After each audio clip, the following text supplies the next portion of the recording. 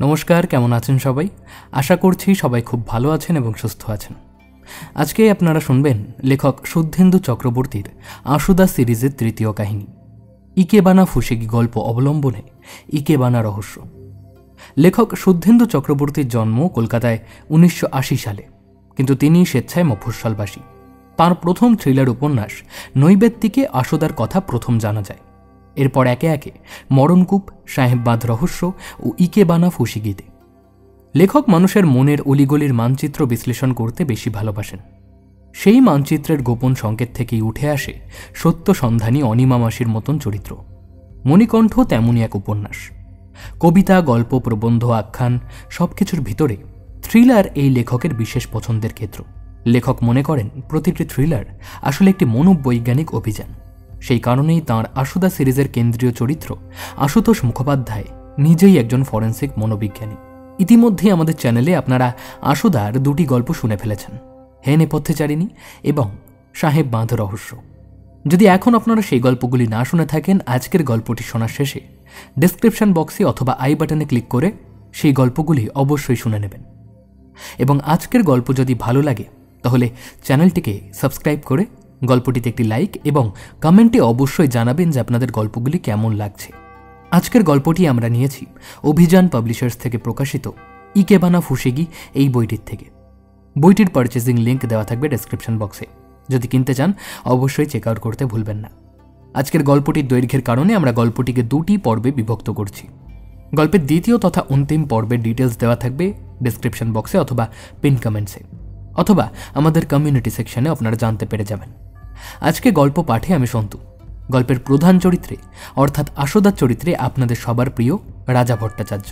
তাহলে আর বেশি দেরি করব না, শুরু করছি আজকের গল্প লেখক শুদ্ধেন্দু চক্রবর্তীর আশুদা সিরিজের গল্প ইকেবানা ফুসেগি অবলম্বনে ইকেবানা রহস্য, প্রথম পর্ব।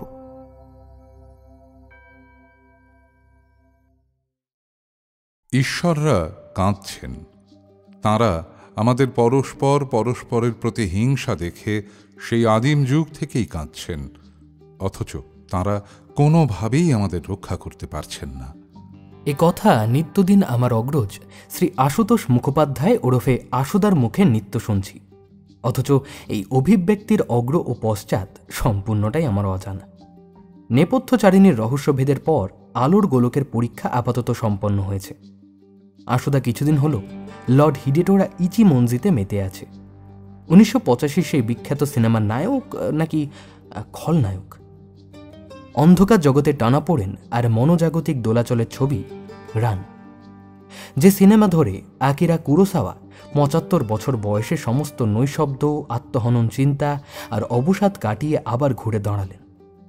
তাতসুয়া নাকাদাইয়ের অভিনয়ে ইচিমঞ্জি জীবন্ত হয়ে উঠেছে টিভির পর্দায়, আর আশুদার মুখে চোখে বরাবর লক্ষ্য করছি আর এক নতুন ব্যবচ্ছেদের উত্তেজনা।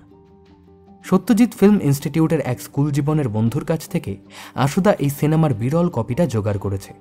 প্রতিদিন হাসপাতাল থেকে ফিরে এসে দেখি আশুদা ইচিমঞ্জি আর তার 3 পুত্র তারো, জিরো আর সাবুরোর ঘাত প্রতিঘাতে মেতে রয়েছে। সঙ্গে সঙ্গে তার জীবনযাত্রায় জাপানি আদব কায়দা ঢুকে আসছে যেন। জিজ্ঞেস করলেই বলবে, রবীন্দ্রনাথ কি বলতেন জানিস? বলতেন, জাপান হলো বাঙালির দ্বিতীয় মনন ক্ষেত্র। আরও উস্কে দিলে বলে, একটা দেশের সিনেমা যখন দেখবি অর্ক, সবসময় সেই দেশের ইতিহাস, সংস্কৃতি আর ভৌগোলিক অবস্থান দেখে নিবি। দেশটাকে রক্তের ভিতর থেকে ফিল করতে পারলে তবেই তুই সিনেমাটার ভেতরে প্রবেশ করতে পারবি, নইলে নয়। আশুদার কথা মতন তাই আজকাল আমাদের নিত্য নৈশভোজে মেনু হচ্ছে কখনো ইয়াকিতরি, কখনো তেরিয়াকি সুশি। আর সেই সব আবদারি মেনু পরিবেশন করবার ঠিকানা আমাদের সাদার্ন অ্যাভিনিউয়ের বাড়ির থেকে ঢিল ছোঁড়া দূরত্বে তৈরি হওয়া নতুন জাপানি রেস্তোরাঁ রিয়োগোকু সুশি ইয়া। অবশ্য এই রেস্তোরাঁ যে এই প্রথম এই অঞ্চলে তাদের বিপণন শুরু করলো এমন নয়। রিয়োগোকু সুশি ইয়া আসলে একটা রেস্তোরাঁ চেন, যা ইতিমধ্যেই দেশ জুড়ে জাপানি খাবার মেনু নিয়ে হইচই ফেলে দিয়েছে। বিশেষত গেল 2-3 মাসে কলকাতা শহরের প্রতিটি খাবারের ম্যাগাজিনে প্রথম পাতায় রিয়োগোকুর নাম। হইচই ফেলে দেবার আরও একটি কারণ, এই দেশ জুড়ে বিখ্যাত হয়ে ওঠা চেনের মালিক একজন বাঙালি, ফরহাদ আলম। আরও আশ্চর্যের বিষয়, ফরহাদ খানদানি মুসলমান হলেও রেস্তোরাঁ খোলবার সময় মোগলাই বা আফগানি মেনু না বেছে নিয়েছে জাপানি খাবার দাবার। গেল কিছু সপ্তাহে নিয়মিত যাতায়াতের ফলে জানতে পেরেছি ফরহাদের আম্মিজান জুলেখার পরবরিশ হয়েছিল জাপানে। জুলেখা অসামান্য শিল্পী ছিলেন, কবিতা লিখতেন, ছবি আঁকতেন আর ছিলেন রন্ধন পটীয়সী। জুলেখার আকস্মিক মৃত্যুর পর ফরহাদ এই রেস্তোরাঁকে ফিকে হয়ে যেতে দেয়নি, বরং আম্মি স্মৃতিকে বাঁচিয়ে রেখেছে এই রেস্তোরাঁর প্রসারে। এইসব তথ্য ফরহাদি আমাদের একদিন জানিয়েছে। তার নিজের কতই বা বয়স, 40 কি 42, অথচ ফরহাদের সঙ্গে কথা বললে মনে হবে এক দক্ষ ব্যবসায়ী যেন তার দর্শনের প্রসার নিয়ে প্রাজ্ঞ প্রবীণের মতোই কথা বলছেন। আমরা যে সময় রেস্তোরাঁয় পৌঁছালাম সেই সময় বাইরে সামান্য বৃষ্টি পড়ছে। আশুদা আর আমি আমাদের পছন্দের কোনার সিটে গিয়ে বসে পড়তেই ফরহাদ রিসেপশনের সামনের টেবিল থেকে আমাদের দিকে এগিয়ে এলো। আজ আমরা একটা স্পেশাল ডিশ করেছি, পরখ করবেন নাকি? কোন ডিশ? ফুগু নাবে মনো। বাবা, ফুগু রান্না করা তো বেশ কঠিন। ওই নাবে মনো ব্যাপারটা না হয় বুঝলাম, ওর অর্থ রান্না করার হাঁড়ি, অর্থাৎ তোমার হাঁড়িতে করে মাছের মাংস খাওয়াবে, তাই তো? আপনি ঠিক ধরেছেন, ফুগু রান্না করা কঠিন, একটু এদিক ওদিক হলেই বিপদ। কিন্তু আজকের জন্য আমরা একজন স্পেশাল চি পেয়েছি, তিনিই রান্না করেছেন। এর আগে 10 বছর সে বোম্বের একটি 5 তারা হোটেলে জাপানি রান্না করত। টেস্ট করবেন? আজ ট্রায়াল দিচ্ছে, বললাম আমার জন্য বানাতে, আপনারাও জয়েন করুন। আজ থাক, আপনি খান, আমার আবার মাছে অ্যালার্জি। কথাটা পুরোপুরি মিথ্যে নয়। এই কদিনে জাপানি আদব কায়দা, কথা বলার ভঙ্গি, কুরোসাওয়ার দাক্ষিণ্যে আশুদা বেশ খানিকটা রপ্ত করলেও মাছের প্রতি অনীহাটুকু জয় করতে পারেনি এখনও। ফলত আমারও ফুগু পরখ করা হলো না। আশুদা বলল, চি মানে কি জানিস নিশ্চয়ই? আমি ততক্ষণে গুগল দেখে নিয়েছি, তাই খুব আত্মবিশ্বাসের সঙ্গে বললাম, চি মানে শেফ। ঠিক, তোর তো জাপানি ভাষায় রীতিমতো দখল তৈরি হচ্ছে রে। আমি গুগলের ব্যাপারটা বেমালুম চেপে গেলাম। আমাদের সুশি ততক্ষণে চলে এসেছে, মূলত শাকসবজি ঠাসা ভাতের মন্ডা। রিয়োগুকুর এক জাপানি রাঁধুনি হানায়া ইয়োহেই শুধু এটুকুই পরিবেশন করে উত্তর বিশ্বযুদ্ধে বিখ্যাত হয়েছিলেন। আশুদা বেশ চপস্টিক দিয়ে খেতে পারে, আমি যদিও ওটা পুরোপুরি রপ্ত করতে পারিনি। খেতে খেতে দেখলাম আমাদের অনতি দূরে ফরহাদকে মাটির হাঁড়ি করে একজন ওয়েটার খাবার দিয়ে গেল। ওটাই সেই স্পেশাল ডিশ ফুগু নাবে মুন। আমাদের দিকে তাকিয়ে ফরহাদ হাসলো একবার। ভাবটা জানো, কি মিস করে গেলেন তো? আমি ম্লান হাসলাম সেদিকে তাকিয়ে। আমার তো মিস করার ইচ্ছে ছিল না, আশুদার জন্য করতে হলো। আশুদা জাপানের নানা গল্প বলছিল, শুনতে শুনতে হঠাৎ ঘড়ি দেখলাম, রাত 11:30 হব। উঠে পড়তে হলো। ফরহাদ হাত নেড়ে বলল, দেখুন আমাদের চি কি দারুণ রান্না করেছেন, মরি নাই ইনশাল্লাহ। রেস্তোরাঁ থেকে আমার ফ্ল্যাট হাঁটা পথ। রবীন্দ্র সরোবরের গ্রিলের দেওয়াল ঘেঁষা ফুটপাত দিয়ে হাঁটতে হাঁটতে আশুদাকে জিজ্ঞাসা করলাম, আচ্ছা আশুদা, ওই ফুগু নাবে মনো খাবার সাথে বিপদের যোগটি কোথায়? বিশ্বের এক ভয়ানকতম বিষের নাম টেট্রোডোটক্সিন। সেই বিষ থাকে পাফার ফিশ নামে একটা মাছের নানান অঙ্গ প্রত্যঙ্গে। এই মাছটি আবার অত্যন্ত সুস্বাদু হওয়ায় জাপানিরা তার মোহ থেকে নিজেদের মুক্ত করতে পারেনি। মাছের যে যে অংশ বিষাক্ত তাকে বাদ দিয়ে যে অত্যন্ত উপাদেয় ডিশ তৈরি হয় তার নাম ফুগু। মাটির পাত্রে যার নাম ফুগু নাবে মনো। এই মাছ রান্না নিয়ে জাপানে বিস্তর কড়াকড়ি আছে। রাঁধুনি 3-4 বছর কড়া ট্রেনিংয়ের পর এই মাছ রান্না আয়ত্ত করতে পারে। সামান্য এদিক থেকে ওদিক হলেই বিপদ, বুঝলি? তাহলে তো ফরহাদের নতুন শেফ সত্যি বেশ দক্ষ বলতে হবে, কি বলো? তা তো বটেই, মাছে অ্যালার্জি না থাকলে আমি না করতাম না। কিন্তু তুই চেখে দেখতেই পারতিস, এ সুযোগ বারবার আসে না। না থাক। ভাবতে ভাবতে পৌঁছে গেলাম ফ্ল্যাটে। ফুগু রান্নার রোমাঞ্চকর সত্যি জানবার পর আরও যেন মনে হলো সৌন্দর্য আর মৃত্যু যেন পরস্পর পরস্পরের অপরিহার্য সঙ্গী। কুরোসাওয়ার সিনেমায় লেডি কিদের মতো, যেমন সুন্দরী তেমনই হিংস্র। ঘরে ঢুকতে ঢুকতে কি মনে হলো, আশুদাকে বললাম, যাই বলো আর তাই বলো, ওই ফারাদের চোখ দুটো কিন্তু বেশ রহস্যে ঘেরা। কি রহস্য দেখলি তুই? এই ময়না তদন্তের এই এক সমস্যা, সব জায়গায় ছাই উড়িয়ে রতন খোঁজার চেষ্টা। বুঝতে পারছি তোর নতুন রহস্যর খিদে জন্মেছে। সত্যি বলো তো আশুদা, তোমার মনে হয় না? রহস্যকে জাপানি ভাষায় কি বলে জানিস? ফুশিগি। আর কথা হলো না তেমন, কিন্তু কে জানতো আমার মনের ভিতর সেই রহস্য সম্ভাবনা দিন ফুরোতে না ফুরোতেই জলজ্যান্ত সত্যি হয়ে দাঁড়াবে।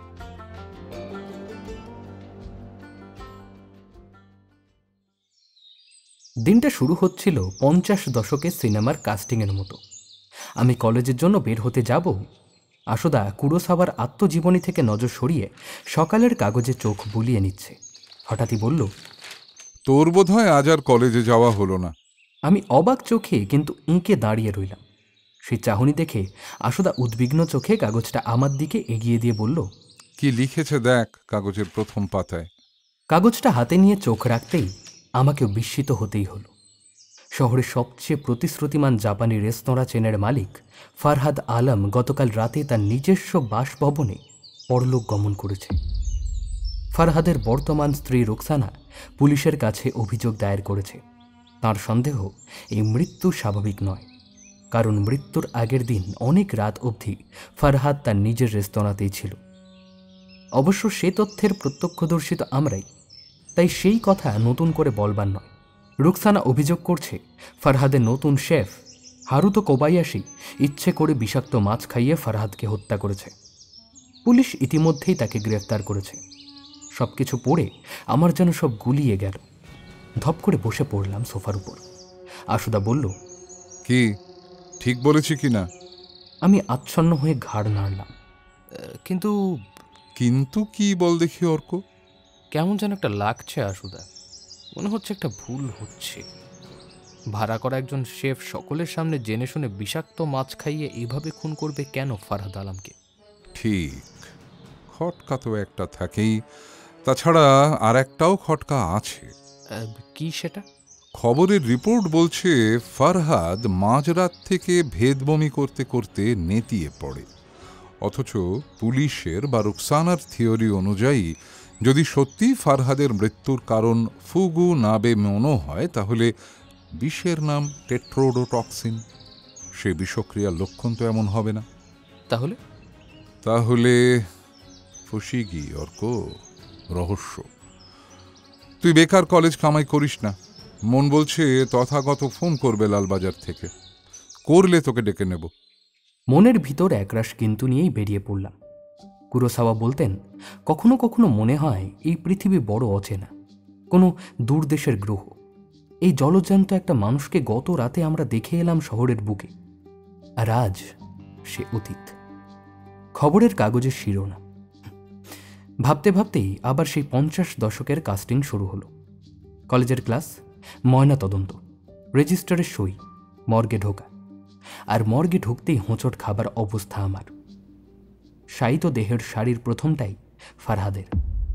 মুখে সেই আত্মবিশ্বাসী হাসি নেই, চোখ দুটি অদ্ভুত যন্ত্রণায় কুঁচকে আছে, মুখ বাঁ দিকে হেলিয়ে রাখা, মুখে ঠোঁটের কোণা দিয়ে লালা গড়িয়ে শুকিয়ে গিয়েছে। অ্যাটেন্ডিং পুলিশ অফিসার বেশ চটপটে, নাম প্রাঞ্জল শিকদার, রাজারহাট থানার পক্ষ থেকে এসেছে। আসলে ফারহাদের বাড়িটা ওদের এখতিয়ারেই পড়েছে। বয়স 23-24, আমাকে দেখা মাত্রই চিনতে পারল। আপনারা রাসুদার কথা অনেক শুনেছি ঝা স্যারের কাছে। সার্ভিসে নতুন? না স্যার, নতুন আর কোথায়, 2 বছর হবে হবে করছে। বাহ, তা তোমার এই কেস তো বেশ হাই প্রোফাইল। হ্যাঁ স্যার, চাপে আছি। ফারহাদের শরীরে বাহ্যিকভাবে তেমন কিছু পাওয়া গেল না, হৃৎপিণ্ড, মস্তিষ্ক, ফুসফুস। তবু পাকস্থলী, অগ্নাশয়, যকৃৎ ইত্যাদি অঙ্গ প্রত্যঙ্গ টক্সিকোলজি স্ক্রিনিংয়ে পাঠিয়ে দিলাম। সনাতন সেলাই করছিল, দীর্ঘ 11 বছর ধরে এই কাজটা ও করে চলেছে, ঠিক সেই আরব্য রজনীর বাবা মুস্তাফার মতো। আমি মর্গ থেকে বেরিয়ে আসতেই প্রাঞ্জল বলল, কিছু পেলেন? আরে এখন তো টু আর্লি, টক্সিকোলজি রিপোর্ট আসুক। তা আপনারা তো রাঁধুনিকে গ্রেফতার করেছেন, ও কিছু বলছে না? স্বীকার করলো কিছু? ওই যেহেতু এই কেসটা একটু হাই প্রোফাইল, তাই এটাকে হ্যান্ডেল করছে ওই লালবাজারের স্পেশাল ক্রাইম ব্রাঞ্চ। দেখি ওরা কি বলে। আমি মর্গ থেকে আমার ঘরে ফিরতে ফিরতে আশুদার মতন করেই ভাবতে চেষ্টা করছিলাম। মৃত্যুর কারণ পাফারফিস হলে হৃদয়ে সামান্য রক্তক্ষরণ অবশ্যম্ভাবী ছিল। এখানে তো নেই। আশুদা হলে এই সময় বলতো, ভাবো অর্ক, ভাববার চেষ্টা করো। শরীরের নয়, ব্যবচ্ছেদের আসল লক্ষ্য অপরাধী ও অপরাধের মনন। ভাবতে ভাবতেই ফোন বেজে উঠল। আশুদা। চটপট চলে আয়, তথাগত ফোন করেছিল, বেরোতে হবে। কাজ বিশেষ ছিল না, কোনো মতে শেষ করেই রওনা দিলাম ঘরে। আশুদা আর তথাগত বেসমেন্টেই ছিল। তথাগত অধিকারী ত্রিনেত্র রহস্য উদ্ঘাটনের পর বেশ বিখ্যাত হয়ে গেছে গোয়েন্দা মহলে। আমাকে দেখেই হাত মিলিয়ে বলল, আবার আপনাদের শরণাপন্ন হলাম। প্রাঞ্জল বলেছে আপনার কথা, কিছু পেলেন? ল্যাবে পাঠিয়েছি স্যাম্পল, দেখি এখন। রুকসানা ম্যাডাম, মানে ফারহাদ আলমের স্ত্রী আপনাদের সঙ্গে কথা বলতে চান। চলো রাজারহাট।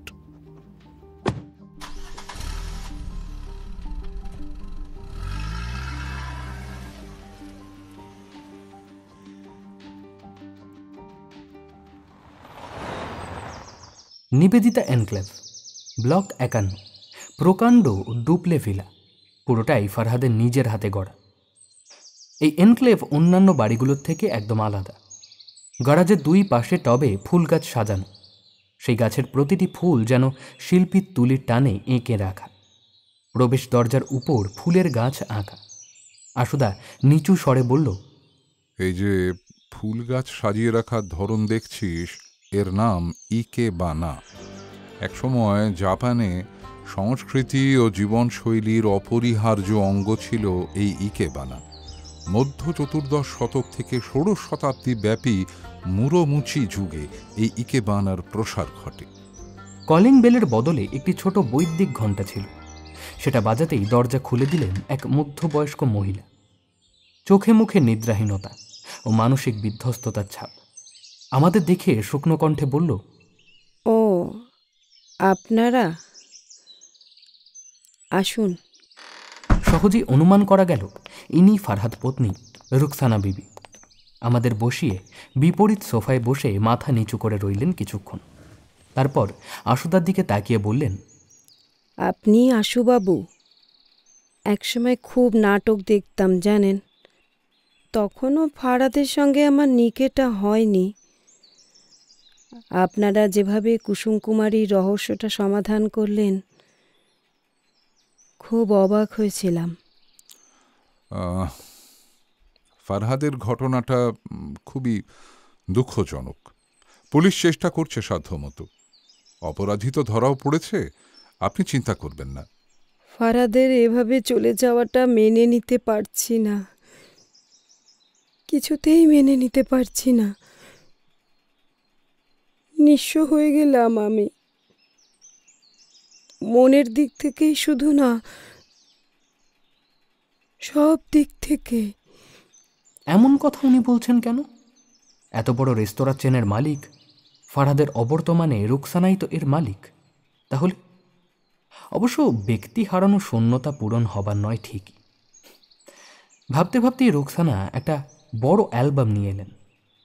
এটা ওর আম্মিজান জুলেখার অ্যালবাম। তার অবর্তমানে এই অ্যালবামেই নাকি তার সমস্ত সম্পত্তি, ওয়ারিশ ইত্যাদি লিখে রেখে গেছেন তার আম্মি। ফারাদ আর আমি অনেক চেষ্টা করেও এর কোনো সূত্র বের করতে পারিনি, কিন্তু ফারাদ বারবার বলতো এই এই অ্যালবামেই তার আম্মি যা লিখে রেখে গেছে তাতে আমাদের কিসমত খুলে যাবে। এই সেই অ্যালবাম আশুবাবু, এটা আপনার হাতে দিলাম, আপনি দেখে রাখুন, কারণ আমার মনের অবস্থা ভালো না। ফারাদের দেহ এলেই আমাকে সমাধিতে যেতে হবে। তৌসিফ গেছে বডি আনতে। তৌসিফ আমার একমাত্র ভাই। ও আর ওর বউ আফরিন আজ সকাল থেকে আছে বলেই চলতে ফিরতে পারছি আমি। এই অ্যালবামটা, আশুবাবু, আপনি এই অ্যালবামটা রাখুন। কিন্তু আমি কেন? এই কাজ তো একজন উকিলের। সম্পত্তির উত্তরাধিকার কে পাবেন এই মীমাংসা তো আমার করার কথা নয়। আপনি অ্যালবামটা খুললেই বুঝতে পারবেন কেন আপনাকে এই কাজটা সঁপে দিচ্ছি।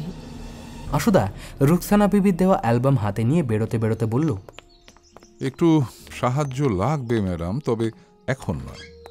এখন আপনি এই বিপদ কাটিয়ে উঠুন।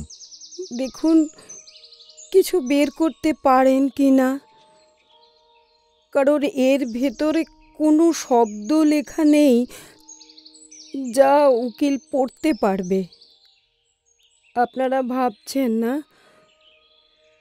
যে আমি কেমন বিবি? সকালে স্বামী মারা গেল আর বিকেলে এই ওয়ারিশান খুঁজছি। কিন্তু বিশ্বাস করুন আমার আর কোনো উপায় ছিল না। গেল 2-3 মাস এমন অনেক কিছু ঘটে চলেছে যার জন্য আমার আর ফারহাদের জিনা হারাম হয়ে গিয়েছিল। এখন আমি এই বাড়ি ছেড়ে আব্বুর কাছে চলে যাচ্ছি। আপনারা কিছু বের করতে পারলে ভালো, না হলে ওই রেস্তোরাঁ নিলামে তুলে দেবে ওরা।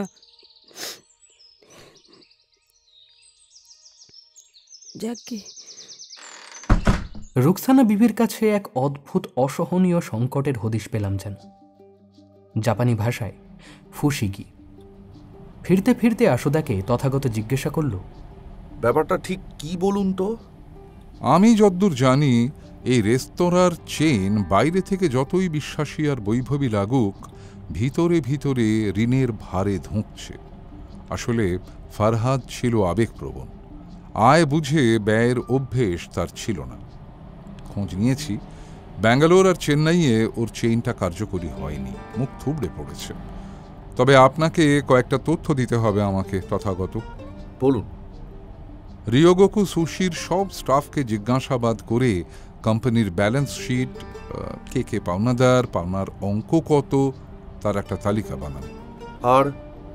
আর রুকসানা বিবি এবং তার ভাই তৌসিফের উপর নজর রাখুন, ওদের কল লিস্ট ট্র্যাক করুন। বেশ। আর রিয়োগোকু সুশি রেস্তোরাঁর বসার জায়গায় মোট 3টে সিসিটিভি আছে। ঘটনার 3-4 দিন আগের সমস্ত সিসিটিভি ফুটেজ বের করুন। আমি একবার একটু দেখতে চাই। তার মানে আমরা যাকে গ্রেপ্তার করেছি সে খুনি নাও হতে পারে, তাই তো? খুনটাই যে হয়েছে তা ধরে নিচ্ছেন কেন? দুর্ঘটনাও তো হতে পারে, তাই না? দেখা যাক। ওকে। তথাগতর মতন আমিও মনে মনে উত্তেজনা অনুভব করছিলাম। আরও একটা রহস্য ডানা মেলে ধরছে আমাদের সামনে।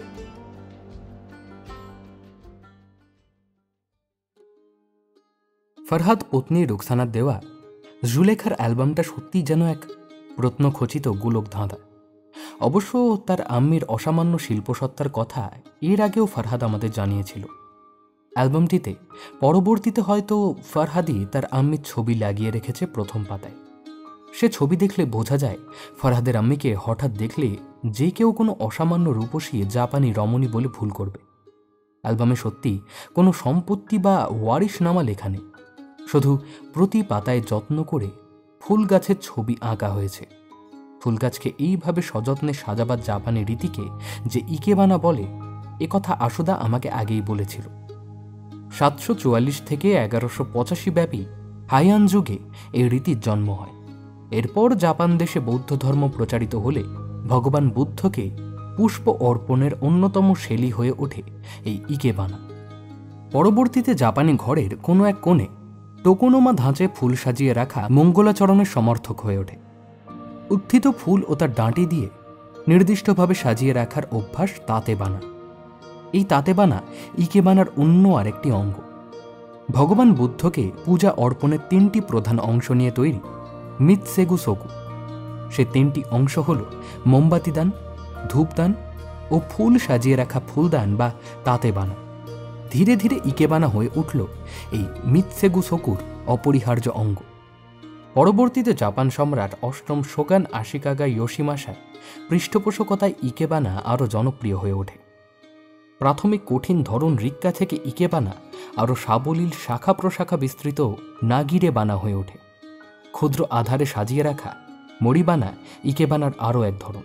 বলাই বাহুল্য, ইকেবানা নিয়ে এত তথ্য জানতে পারলাম আশুদার কৃপায়। আর আশুদাকে এই গবেষণায় সাহায্য করেছে দিনুদা। দিনুদাকে দিনুদা বললেও বয়সের নিরিখে তাকে দিনু জেঠু বললেও ভুল হতো না। ডাক্তার দীননাথ লাহিড়ির বয়স এখন 90 ছুঁই ছুঁই। আশুদার কাছে শুনেছি দিনুদা ন্যাশনাল মেডিকেল কলেজে অ্যানাটমি পড়াতেন। আশুদা ছিল দিনুদার সবচেয়ে পছন্দের ছাত্র। অবশ্য আমি যখন কলেজে ভর্তি হই তখন তিনি রিটায়ার করে গেছেন। অবসরের পর আপন খেয়ালে দিনুদা জাপান চর্চা শুরু করেন। ইতিহাস, সাহিত্য, সংস্কৃতি, প্রযুক্তি, অর্থনীতি কোনো কিছুই তার গবেষণা থেকে বাদ যায় না। আশুদার সঙ্গে এখনও দিনুদার ফোনে যোগাযোগ আছে নিয়মিত। আর সাম্প্রতিক আশুদাকে কুরোসাওয়ার জ্বর আচ্ছন্ন করলে ইদানিং সেই যোগাযোগ বেশ খানিকটা বেড়েছে। দিনুদা ইদানিং ঘর থেকে বের হন না। পার্কিনসন ব্যাধি হওয়ার পর হাঁটতে পারেন না ঠিকঠাক। তাই নিজের লেক টাউনের বাড়ির লাইব্রেরির ঘরে বইয়ের ভিতরেই সারাদিন ডুবে থাকেন। এই দিনুদাকেই ফারহাদের আম্মি জুলেখার অ্যালবাম পাবার পর আশুদা ফোন করেছিল। তখন দিনুদা জানিয়েছে ইকেবানার 3টি পর্যায় হল কোন সরল রেখায় সাজানো হচ্ছে ফুলগুলি, ফুলগুলির রং কি, আর কতটা যত্নে ফুলগুলি রাখা হচ্ছে। অ্যালবামের পাতা উল্টাতে উল্টাতে আশুদা বলল, লক্ষ্য করে দেখ অর্ক, জুলেখা দেবী কিন্তু এই অ্যালবামটিকেও একটা নির্দিষ্ট প্যাটার্নে ইকেবানার রীতি মেনেই সাজিয়েছেন। প্রথম কিছু পাতায় শুধুই তথ্য, সেই তথ্যের ভিতর ফারহাদের বংশলতিকাও রয়েছে। দিনুদা যেটাকে ইকেবানার প্রথম ধাপ বলেছিল, অর্থাৎ লাইন। সত্যি দেখলাম ইকেবানার ধাঁচেই মূল কাণ্ড থেকে ফুল গাছের শাখা প্রশাখার মতোই বংশলতিকা এঁকেছেন জুলেখা দেবী। সেই লতিকা দেখে বোঝা গেল আমার প্রাথমিক অনুমান ভুল ছিল না। জুলেখা দেবীর মাতৃভূমি জাপান, তার মা জাপানি, বাবা ভারতীয়। জুলেখা দেবীর বিয়ে হয় সাহিদ আলমের সঙ্গে। সাহিদ আলম ভারত বাংলাদেশ ভূখণ্ড থেকে মাছ সরবরাহের ব্যবসা করত জাপানে। জুলেখা দেবী মাত্র 22 বছর বয়সে ফারহাদের জন্ম দেন। কিন্তু ফারহাদের জন্মের 16 বছর বাদে বংশলতিকায় সাহিদের দ্বিতীয় বিবাহের ইঙ্গিত রয়েছে। এই মহিলাটি ভারতীয়, হিন্দু, নাম শর্মিষ্ঠা। তার সদ্যজাতন নাম জুবিন। সেই নামের পাশে একটি জিজ্ঞাসার চিহ্ন দেওয়া। প্রথম দিকের পেনের কালির রং পরের রঙের সঙ্গে মিল খাচ্ছে না, হয়তো পরে এগুলি সংযোজিত হয়েছে। বংশলতিকায় ফারহাদের নিকার সংকেত দেওয়া নেই। জুলেখা নিজের নামের পাশে একটি ছোট্ট দাগ দিয়ে হঠাৎ সেই লতিকা সম্পন্ন করে দিয়েছেন। আচ্ছা, জুলেখা দেবীর মৃত্যুর পর কি ফারহাদ এই লতিকা সংযোজন করেছিল? হতেই পারে। তাহলে সেখানে তার বিবি রুকসানার নাম নেই কেন? সেখানেই তো রহস্য। এরপর দেখ। পাতা উল্টাতেই এরপর প্রতিটি পাতায় একটি করে ইকেবানার ছবি। প্রতিটি ছবিতেই গাছের মূল কাণ্ড থেকে বাম দিকে আনুমানিক 10 ডিগ্রিতে ও ডান দিকে আনুমানিক 40 ডিগ্রিতে একটি করে শাখা। পরপর এইভাবেই 8টি পাতার প্রতিটিতে একটি করে ইকেবানা আঁকা। আশুদা ফুলগুলো দেখিয়ে বলল, গাছের ফুলগুলোর রঙে কোনো পরিবর্তন দেখছিস? লক্ষ্য করলাম ফুলগুলির রং যত পাতার শেষের দিকে গেছে তত রক্তাভ হয়েছে। দিনুদা বলেছে ইকেবানার দ্বিতীয় বৈশিষ্ট্য রং। জুলেখা দেবী কি এই রঙের মাধ্যমে আমাদের কোনো সংকেত দিতে চাইছেন? আর ঘনত্ব।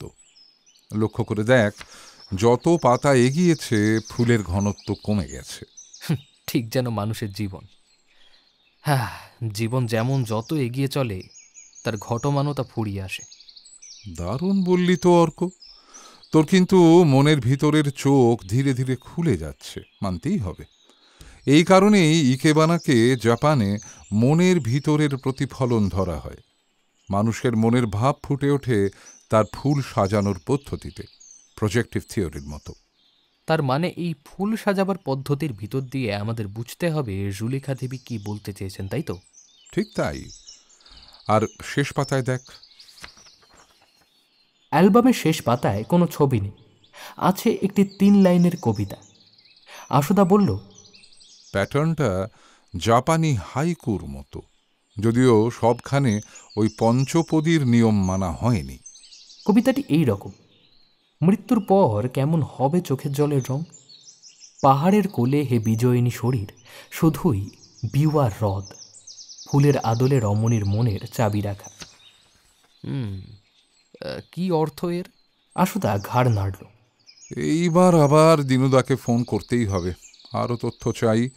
তাছাড়া আরও কিছু অজানা জিনিস আমরা জানি না।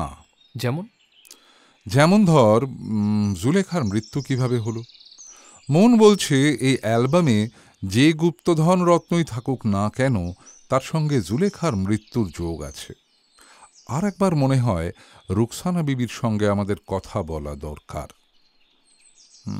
আচ্ছা আচ্ছা, একটা কথা বলতো, ফরহাদের পোস্টমর্টেমে ওই টক্সিকোলজি রিপোর্টটা কবে আসবে? আমি মাথা চুলকাই। মধ্যেখানে 3 দিন পেরিয়ে গেছে, 4-5 দিনে চলে আসা উচিত। আশুদাকে বলতে চিন্তিতভাবে বলল, মনে হয় ফরহাদের দেহে টেট্রাডোটক্সিন পাওয়া যাবে না, বুঝলি? তুমি তো আগেও বলেছিলে সে কথা, কেন বলো তো? জানি না, সন্দেহটা জুলেখা দেবীর এই অ্যালবামটা দেখে আরও গাঢ় হলো। একটা কথা বলতো, ময়নাতদন্তের সময় তুই ফরহাদের হাতের চেটোটা ভালো করে লক্ষ্য করেছিলি?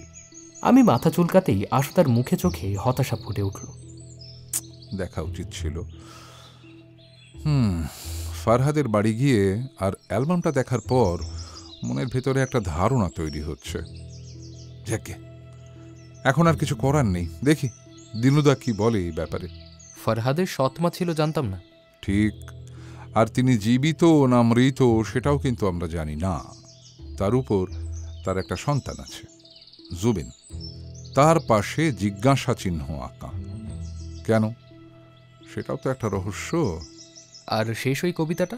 ঠিক, তবে একটা কথা নিশ্চিত, এই বইয়ে জুলেখা দেবী যে রহস্যই লুকিয়ে রাখুন না কেন, তাঁর ওয়ারিশ বা উত্তরাধিকার রুকসানা একা না হওয়ারই সম্ভাবনা প্রবল। আপাতত এর বেশি কিছু জানার উপায় নেই। তুই ময়নাতদন্তের রিপোর্টটা জানাতে ভুলিস না আমাকে। আশুদা না বললেও আমার মনের ভিতরে ওই অ্যালবামে দেখা ইকেবানাগুলো ঘুরপাক খাচ্ছে তখনও, কুরোসাওয়ার সিনেমার মতো। দেখার দৃষ্টিভঙ্গি পাল্টে দিচ্ছে। ফরহাদের মৃতদেহে হাতের চোটটা কি তবে কোনো সূত্র ছিল? মিস করে গেলাম আমি। ইস, নিজে গাঁটটা মারতে ইচ্ছা করছিল।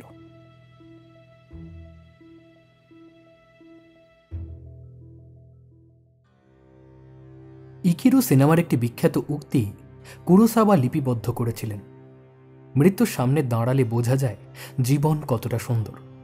শহরের সবচেয়ে পরিচ্ছন্ন প্রতিশ্রুতিমান রেস্তোরাঁর মালিক ফরহাদ আলম।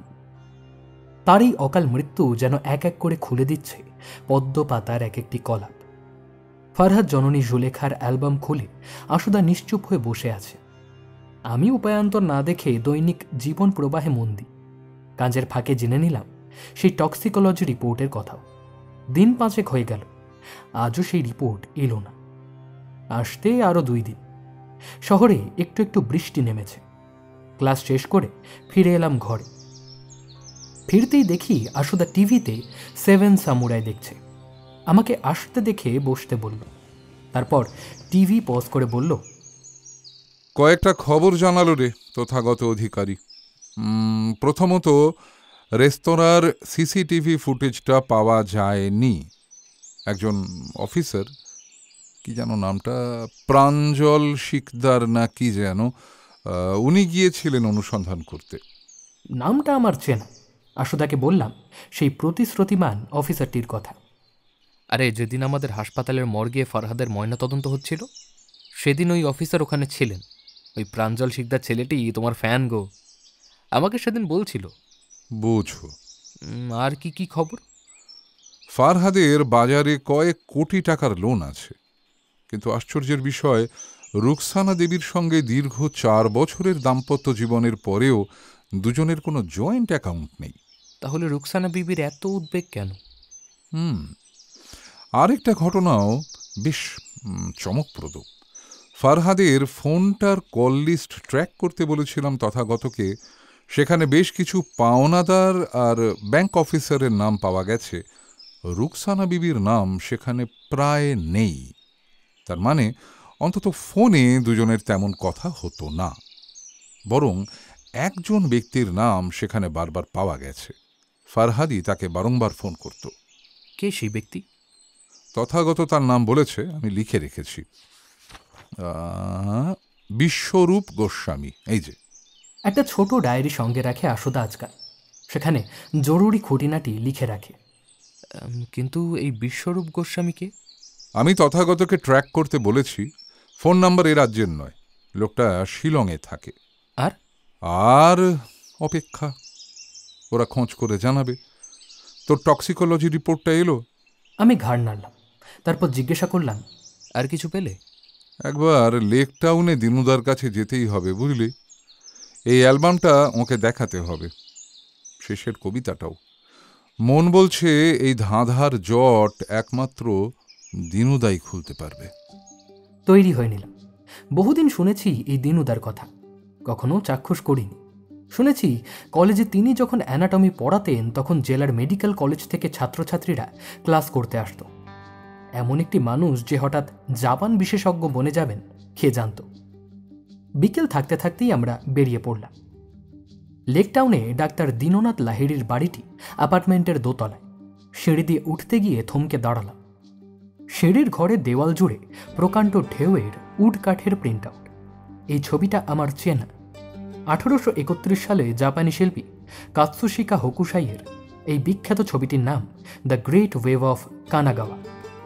কলেজে ঢোকার আগে যখন নিয়মিত আর্ট কলেজে ভর্তি হবার স্বপ্ন দেখেছিলাম, তখন এই ছবির সঙ্গে নিয়মিত পরিচিত হয়েছিলাম। দিনুদার ফ্ল্যাটের দরজার উপরে একটি বুদ্ধ মন্দির ধাঁচের ঘণ্টা ঝুলছে। আশুদা সেটা বাজাতেই দরজা খুলে দিলেন এক মধ্যবয়স্কা মহিলা। আশুদা পরিচয় দিতেই তিনি আঙুল দিয়ে আমাদের কোনায় সিঁড়ি ভাঙা একটা ঘরের দিকে দেখিয়ে দিলেন। সেই ঘরের দিকেই যেতে যেতে দেখলাম বসবার ঘরে আসবাব যৎসামান্য। দেওয়ালের রং হালকা গম রঙের। ঘরের মাঝে দাওয়ার মতন কাপড় বিছানো একটি নিচু টেবিল। দরজার পাশেই একটি ফুল গাছ নিখুঁত যত্নে সাজিয়ে রাখা। তার পাশেই একটি ছোট্ট বুদ্ধ মূর্তি। তার পাশে অদ্ভুত চোঙা ধূপদানিতে 2টি ধূপ জ্বলছে। আমরা ঘরটিতে উঠতেই দেখলাম ঘরের 3টি দিকেই মাটি থেকে ছাদ অবধি বই ভর্তি আলমারি। তার মধ্যেখানে একটি কোটাচ্ছুর উপরে ঝুঁকে বসে মোটা একটা বই নিয়ে পড়ছেন বছর 80-র এক প্রৌঢ়। অনুমান করতে পারলাম সহজে, ইনি আসলে দিনুদা। আমাদের আসতে দেখে সপ্রতিভ চোখে হেসে স্পষ্ট স্বরে বলল, কে আসু, কেমন আছো? এটা বুঝি তোমার সেই পছন্দের জুনিয়র ভাইটি? আশুদা দিনুদার পা ছুঁয়ে প্রণাম করতে করতে বলল, হ্যাঁ, ওর নাম অর্ক। কি পড়ছেন দিনুদা? কনসাসনেস আসু। মানুষের মস্তিষ্কের পিছন থেকে সামনে ছড়িয়ে পড়া স্নায়ুতে এই রহস্য লুকিয়ে রয়েছে। অথচ কত যুগ আগে তিব্বতী সাধকরা সেই রহস্য ক্র্যাক করে ফেলেছিল। যাক সে কথা, বলো কি সমস্যা? আশুদা জুলেখা দেবীর অ্যালবাম কোতাচ্ছুতে পেতে বলল, এই খাতাতে এমন কোনো গুপ্ত ধনরত্নের সন্ধান আছে যা আমরা এখনো ধরতে পারছি না। আপনি আমাদের একটু সাহায্য করলে হয়তো পারব। আশুদা ফারহাদ, জুলেখা, রুকসানার কাহিনী সংক্ষেপে বলল দিনুদাকে। সমস্তটুকু মন দিয়ে শুনে দিনুদা অ্যালবামের পাতা উল্টাতে লাগল। তারপর নিজের মনেই বলল, খুব আশ্চর্য বিষয়। খেয়াল করেছিস তোরা, ইকেবানার একটি বিশেষ বৈশিষ্ট্য হল রঙের ব্যবহার। এই ইকেবানাতে বেগুনি আর লালের প্রাবল্য বেশি। আরও একটা মজার বিষয় হল, যত পাতা এগোচ্ছে লালের প্রবণতা কিন্তু বাড়ছে। আশুদা ভাবভঙ্গিতে জানালো, এই ঘটনাটা সেও লক্ষ্য করেছে। দিনুদা পাতা দেখতে দেখতে বলল, বেগুনি ফুলগুলো দেখে মনে হচ্ছে এই ভদ্রমহিলা একটি বিশেষ সংকেত দিতে চাইছেন। কোন সংকেত দিনুদা? তোকে বলেছিলাম না আশু, যে জাপানি সাম্রাজ্যে প্রতিটা রাজবংশের একটি রাজ চিহ্ন থাকত, যা প্রধানত একটি ফুল বা গাছ বা পাখির আকারে হতো। ঠিক বলেছিলে। এই বেগুনি ফুলগুলোর আকার অনেকটা যে রাজ চিহ্নের সঙ্গে মিলে যাচ্ছে, তার নাম জাপান সম্রাট ওডা নবুনাগা, যাকে ওই প্রথম ঐক্যবদ্ধ জাপানের শোগান বলা হয়। ঠিক তাই। আর রংটা? এই রঙের সঙ্গে মুরাসাকি ফুলের খুব মিল। এর অর্থ? ভাবতে হবে আশু। আজকাল আর তেমন করে ভাবতে পারি না, বুড়ো হয়ে যাচ্ছি তো। বলেই আমার দিকে তাকিয়ে হাসল দিনুদা। আমি বললাম, আর শেষের পাতায় যে কবিতাটা রয়েছে ওটা তো একটা হাইকু, তাই তো? দিনুদা পাতা উল্টে বেশ কয়েকবার আঙুল রেখে কবিতাটা পড়ল, তারপর বলল, হাইকু না হয়ে এই কবিতা মৃত্যু কবিতা হবার সম্ভাবনাই প্রবল। মৃত্যু কবিতা? আমরা দুজনেই যেন আকাশ থেকে পড়লাম। মৃত্যু কবিতা আবার কি? দিনুদা বুঝিয়ে দিল, জাপান দেশে সম্ভাব্য মৃত্যুর আগে কবিতা লেখার প্রচলন আছে। এই ধরনের কবিতাকে সে দেশে জিসেই বলা হয়। সাধারণত এই কবিতা কানসি বা ওয়াকা ছন্দে লেখা হয়। এই কবিতার প্রথম লাইনটা খুব চেনা চেনা লাগছে। কোনো একটা বিখ্যাত জিসেইর প্রথম লাইনটা ঠিক এই রকম ছিল। হ্যাঁ, এরকমই তো ছিল। দাঁড়াও ভাবি। দিনুদা জুলেখা দেবীর কবিতার প্রথম লাইনটা বিড়বিড় করে আওড়াতে থাকে। মৃত্যুর পর কেমন হবে চোখের জলের রং, মৃত্যুর পর কেমন হবে চোখের জলের রং। আচ্ছা দিনুদা, সম্রাট ইচিজোর স্ত্রী তেইশি এমন একটা কবিতা লিখেছিলেন না? সাবাস রে আশু, এই তো মনে পড়েছে, একদম ঠিক। দ্বিতীয় লাইনে আছে, বিওয়ার হ্রদ রানী তেইশির এক সতীন ছিল, শশী। কেউ কেউ বলে এই শশীর সঙ্গে তার প্রতিদ্বন্দ্বিতাই তার অবসাদের মূল কারণ। দুই রানী পারস্পরিক দ্বন্দ্বে দুই অসামান্যা গুণী লেখিকাকে কাহিনী রচনায় নিযুক্ত করলেন। তেইশি নিয়োগ সেই সোনাগনকে, তিনি লিখলেন দ্য পিলো বুক, আর শশী নিয়োগ করলেন মুরাসাকি শিকিবুকে। এই মুরাসাকি লিখলেন পৃথিবীর প্রাচীনতম গদ্য দ্য টেল অব গেঞ্জি। এই মুরাসাকি শেষ জীবনে বিওয়ার হ্রদের ধারে বাস করতেন। আচ্ছা, ফুলের আদলে রমণীর মনের চাবি রাখা, তবে কি ফুলের বেগুনি মুরাসাকি কবি মুরাসাকি শিকিবুকে নির্দেশ করছে? সঠিক জানি না, তবে আমার বুড়ো মন বলছে তোমাদের এই অ্যালবামের ভেতরে যে গুপ্তধনের সংকেত লুকিয়ে আছে, তার সঙ্গে মুরাসাকির দ্য টেল অব গেঞ্জির কোনো না কোনো যোগ আছে, এটুকুই বুঝতে পারছি। কথা বলতে বলতেই নিচ থেকে ডাক এলো। দিনুদা আজকাল আর এই ঘরের থেকে বেরোয় না, হাত কাঁপে। এই ডাক যিনি দরজা খুলে দিলেন সেই মহিলার। দিনুদার কাছে প্রশিক্ষণপ্রাপ্ত এক নার্স।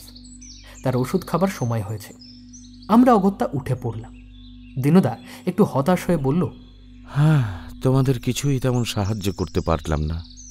আশুদা হেসে প্রণাম করে বলল, না দিনুদা, বরং আপনি দরজাগুলো খুলে দিলেন, অনেক ধন্যবাদ। আবার আটকালে কড়া নাড়ব। এনি টাইম আশু, এনি টাইম। দিনুদার বাড়ির থেকে বেরিয়ে এসে গাড়িতে বসতেই মনে হলো শরীরটা যেন কত হালকা হয়ে গেছে। দিনুদার ঘরের প্রতিটি আসবাব, খুঁটিনাটি জিনিস যেন মনের ভিতরে শান্তি এনে দেয়। আশুদাকে সে কথা বলতেই আশুদা বলল, তোকে বলা হয়নি দিনুদা সম্প্রতি জেন বুদ্ধ ধর্ম পালন করছেন। ওই ঘরে জিনিসপত্র যেভাবে সাজানো দেখলি, ওই রীতির নাম কানসো। ওই রীতি মনের অশান্তি দূর করে শান্তি যোগায়, মনকে বোঝায়। সবটুকুই সাময়িক। কি বুঝলে, অ্যালবামে তাহলে কি ঐশ্বর্য আছে? এখনও নিশ্চিত নই, তবে দিনুদা যখন ক্লাস নিতেন তখনও এটাই করতেন। প্রশ্ন করলে উত্তর সরাসরি দিতেন না, সূত্র ধরিয়ে দিতেন। উত্তর আমাদেরই বের করতে হতো। আজও দিনুদা তেমনই কয়েকটা ক্লু দিয়েছেন আমাদের। আপাতত সেই পথে এগিয়ে দেখি কোথায় পৌঁছই। দিনুদার কানসো রীতি আমাকেও যেন ভিতর থেকে শান্ত করে দিল। কলকাতার অশান্ত রাস্তাঘাট, যানবাহন যেন অস্বাভাবিক শান্ত লাগছিল আমার। আমরা ঘরে ফিরে চললাম। ভোরের প্রথম আলো, কুয়াশা ঘন আকাশ আর দোলাচলে ভরা চাহনি। কেন আমি প্রিয়ার দরজা থেকে নিজেকে সরিয়ে নিয়ে যেতে পারছি না? মাত্র 3 বছর বয়সে মোরাসাকির উপন্যাসের নায়ক গেনজি তার মাকে হারায়। সম্রাট কিরিৎসুবো এরপর গেনজির থেকে মাত্র 3 বছর বড় লেডি ফুজিৎসোবোকে বিবাহ করলেন। এই রানী ফুজিৎসোবো গেনজির জীবনের প্রথম নারী। তার সঙ্গে অবৈধ প্রেম, মিলন ও বিরহ থেকে গেনজি একদিন নিজেকে সরিয়ে নিয়ে যেতে পেরেছিলেন বহু কষ্টে। উত্তর কিয়োটোর পাহাড়ে ঘেরা গ্রাম কিতায়ামায় গেনজির দেখা হয়ে গেল ছোট মুরাসাকির সঙ্গে। এইভাবেই একদিন গেনজি বড় হয়ে উঠল। মুরাসাকির সঙ্গে তার প্রণয়, জীবনের বারবার অনুপ্রবিষ্টা নারী। ফুজিৎসুর জঠরে গেনজির ঔরসজাত সন্তান রেইজে। এইসবে ঔপন্যাসিক ও কবি মুরাসাকি শিকিবু নিপুণ ইকেবানার মতন মিলিয়ে দিয়েছেন জাপানের ইতিহাস, সংস্কৃতি, দর্শন। সেই অনুষঙ্গের আকর্ষণ এড়াতে পারেননি স্বয়ং রবীন্দ্রনাথও। বারবার ছুটে গেছেন জাপানে। 1910 সালে ওকাকুরার মৃত্যুতে শোকস্তব্ধ রবীন্দ্রনাথ জাপানের সংস্কৃতিকে পৃথিবী শ্রেষ্ঠ স্বীকার করে নিয়েছিলেন। যত দিন যাচ্ছে যেন আমিও আশুদার মতোই জাপানের কাটাগানা আর হিরাগানা লিপিতে আত্মসমর্পণ করছি। কলেজে, করিডোরে, কফি শপে, অবসর ঘরে জুলেখা দেবীর ইকেবানার খাতা যেমন মন্ত্রপুত সঙ্গীতের মতোই আমাকে তাড়া করে বেড়াচ্ছে। কলেজে ক্লাস নিয়ে নিজের ঘরে এসে দেখি আমার টেবিলের পাশে একটি 30 ছুঁই ছুঁই যুবক বসে আছে। মাথায় নবাব টুপি, মুখে চাপদাড়ি, পরনে আরদালি কুর্তা পাজামা। আমাকে আসতেই আদাব জানিয়ে বলল, আদাব, আমি তৌসিফ, রুকসানার ভাই। বসতে বললাম। হঠাৎ এভাবে আমার সঙ্গে দেখা করার কারণ কি কে জানে। তবে আশুদা বলছিল এই রহস্যের অন্তরঙ্গে পৌঁছতে গেলে ফারহাদের পরিবারকে আরও কাছ থেকে জানা জরুরি। তাই ভাবলাম তৌসিফ কি বলতে এসেছে শোনা যাক। তৌসিফ খানিক ইতস্তত করে বলে, সেদিন আপা একটু তরবারি করে ফেলেছে। আপনাদেরকে ফরহাদের আম্মির অ্যালবামটা দেয়া হলো, অথচ আমরা আপনাদের কোনো পারিশ্রমিকের কথা বললাম না। এটা অন্যায় হলো। আপা বলেছে ওই খাতার ভিতরে যে সম্পত্তি থাকুক, সমাধানের পর 10% আপনাদের। জানি না এই কথা শুনলে আশুদা কি বলতো, তবে এটুকু বুঝলাম ফরহাদ বা জুলেখার রক্তে যতই না জাপানের সামুরাই ঘরানা থাক, তৌসিফ বা রুকসানা সেই মহলের অংশীদার নয়। কি বলবো বুঝতে পারছিলাম না, তাই কথা ঘোরাতে বললাম, শুধু এটুকু বলতেই এত দূর এলেন? না, আর একটা কথা ছিল। আপনারা ওই রহস্য সমাধানে কতটা এগিয়েছেন সেটা আমাদের জানা জরুরি, কারণ হাতে সময় নেই। কেন? পাওনাদার? বাজারে তো আপনার শালাবাবুর অনেক ঋণ, সেই সব? না, আসলে একটা অন্য বিপদও আছে। অন্য বিপদ আবার কি? ব্যাপারটা হলো, জুলেখা বিবির আব্বা মুসলমান হলেও মা আকিসারা ছিলেন জাপানি। তার এক জাপানি ভাই রিও, আপনাদের সেদিন বলা হয়নি, রিওর একটি ছেলেও আছে, নিয়মাতো। সে জাপানি সেনাবাহিনীতে যোগ দিয়েছিল একসময়, জুলেখা বিবির সমবয়সী। নিয়মাতোর বংশধররা কোনোভাবে জুলেখা বিবির ওই অ্যালবামটা ওই অ্যালবামটার কথা জানতে পেরেছে হয়তো। আপার ইমেল হ্যাক হয়েছে। তার আগে আপাকে নানাভাবে হুমকি দেওয়া হচ্ছে, এমনকি কোতল করে দেওয়ার হুমকিও দেওয়া হয়েছে, যাতে আমরা ওদের অ্যালবামটা দিয়ে দিই। সেই জন্যই বোধহয়। পুলিশে জানাননি কেন? জানাতে গিয়েছিলাম, পাত্তা দিল না।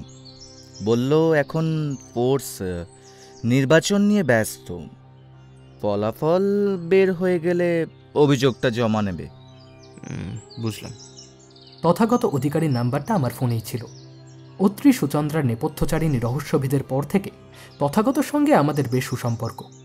এই কেসেও সেই লিডিং অফিসার। বললাম, ফোন করে আশুদা আর আমার কথা বলবেন, সাইবার সেলে জানান। তৌসিফ নাম্বারটা লিখে নিলেও তার উদ্বেগ প্রশমিত হল না। অস্থিরভাবে তাকিয়ে রইল জানলার দিকে, যেন তার আরও অনেক কিছু বলার আছে। রুকসানা বিবির সঙ্গে আরেকবার বসা দরকার বলছিল আশুদা। হঠাৎ মনে এলো সেই কথা, তাই তৌসিফকে সেই সুযোগে জিজ্ঞাসা করে নিলাম, আশুদা বলছিল একবার আপনার সঙ্গে দেখা করার দরকার। উনি তো এখন রাজারহাটে নেই বোধহয়। এই বিষয়ে আপনি একটু সাহায্য করবেন? এই তদন্তের জন্য এটা জরুরি। না মানে না, আপা এখনো রাজারহাটেই আছে। আপনারা বরং এক কাজ করুন, আপনারা যেতে পারেন, আমি বলে দিচ্ছি।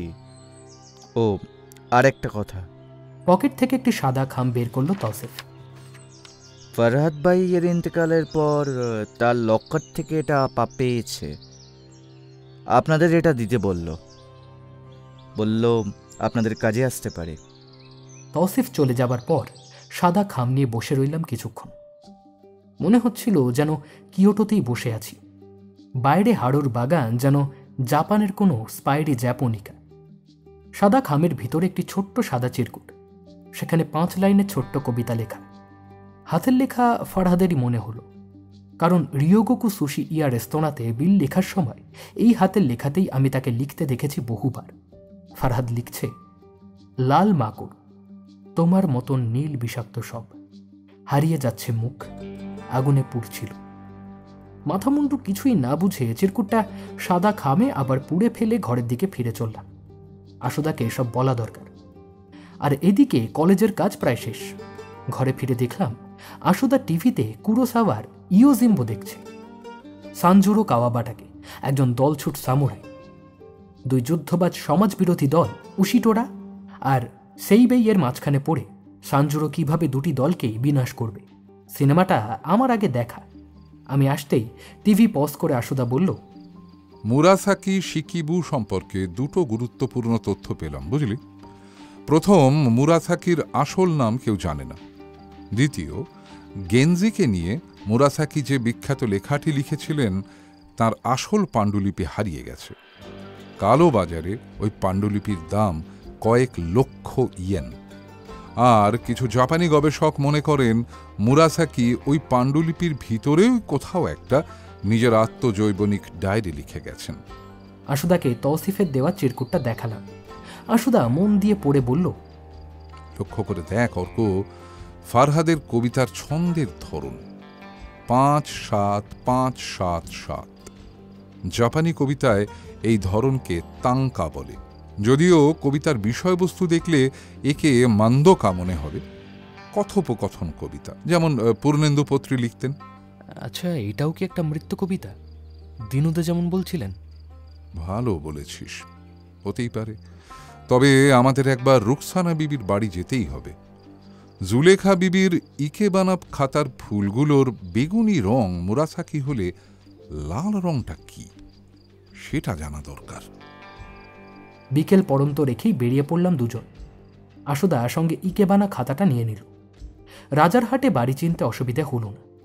আশুদার চোখের গ্যালারিতে সবকিছুই ক্যামেরার মতন যত্ন করে তুলে রাখা থাকে। গাড়ি পার্ক করে ফরহাদের বাড়ির বেসমেন্টে টবের গাছগুলির দিকে আশুদা বেশ কিছুক্ষণ নিবিড় দৃষ্টিতে তাকিয়ে রইল। টবে পরপর সাজানো লাল নীল বেগুনি ফুল, তার মাঝে ফরহাদের রেঞ্জ রোভারটা যত্ন করে পার্ক করা। গাড়ির গায়ে ধুলো জমেছে, বোধহয় ফরহাদের চলে যাবার পর আর বের হয়নি সেটা। দরজায় টোকা দিতেই রুকসানা বিবি দরজা খুলে দিল। আগের দিনের তুলনায় আজ তাকে অনেকটা বিন্যস্ত ও স্থির লাগছিল। সোফার দিকে নির্দেশ করে বলল, বসুন। ফারহাদের আম্মি জুলেখাকে আপনি দেখেছেন? মাত্র একবার আমাকে ফারহাদ নিয়ে গিয়েছিল। খুব বিশেষ কথা হয়নি। আসলে উনি কারোর সঙ্গেই তেমনভাবে কথা বলতেন না। ফারহাদের আব্বা কেমন মানুষ ছিলেন? না, আলাপ হয়নি কখনো। আসলে আমার শাদির অনেক বছর আগেই জাপান থেকে কলকাতা ফেরার সময় একটা বিমান দুর্ঘটনায় তার মৃত্যু ঘটে। ফারহাদের কাছে শুনেছিলাম তার আব্বা নাকি খুব দরাজ দিলের মানুষ ছিলেন। জাপানে ভারত ও বাংলাদেশের বহু ভাইকে ব্যবসায় সুযোগ দিয়েছেন। দুর্ঘটনার পর সেই ব্যবসার দায়িত্ব কে নিল? দেখুন, ফারহাদ প্রথম দিকে চেষ্টা করেছিল, কিন্তু তারপর সরে আসে। আসলে তার মন পড়েছিল এই ইন্ডিয়াতে। ছোট থেকেই রেস্টুরেন্ট খোলার শখ ছিল ওর। ফারহাদের পরিবারে তার একজন হিন্দু সৎ মা ছিল, আপনি জানতেন সে কথা? হ্যাঁ, শুনেছি, কিন্তু দেখা হয়নি কখনো আমাদের। আসলে ফারহাদের সঙ্গে শাদি হবার আগেই ও যে বিমান দুর্ঘটনা হয়েছিল তাতে ওর আব্বার ইন্তেকাল হয়। আর সেই একই বিমানে তার সেই সৎ মা আর তার একটা 1.5 বছরের ছেলেও ছিল বলে শুনেছি ফারহাদের কাছে। জুবিন? তা হবে। ফারহাদ এই বিষয়ে কথা বলতো না তেমন, তাই কিছু জানতে পারিনি। আর জুলেখা দেবী? জুলেখা বিবি তো ওই ঘটনার অনেক আগেই আলাদা থাকতেন। শুনেছি শিলংয়ের একটা বৌদ্ধ মনেস্ট্রিতে থাকতেন। ফারহাদের সঙ্গে ওনার সম্পর্ক কেমন ছিল? ফারহাদ তার আম্মিকে খুব ভালোবাসত। কিন্তু আমার মনে হয় কি জানেন, ওই ফারহাদের আব্বার এই দুসরা নিকা তার আম্মি মন থেকে মেনে নিতে পারেননি। তাই হয়তো নিজেকে সরিয়ে রেখেছিলেন, একা একা থাকতেন, ঘর থেকে বের হতেন না, ফুল গাছ চর্চা করতেন। আসলে নিজেকে লুকিয়ে রাখতেন। ফারহাদ শাদির পর 2 বার গিয়েছিল আম্মির কাছে। একবার আমাকে নিয়ে গিয়েছিল, দ্বিতীয়বার অবশ্য একাই গিয়েছিল। আর সেই সময়তেই এই অ্যালবামটা সঙ্গে করে নিয়ে আসে। একটা কথা জানা খুব জরুরি, আপনি বলতে পারবেন জুলেখা দেবীর মৃত্যু কিভাবে হয়েছিল? না, সঠিক জানি না।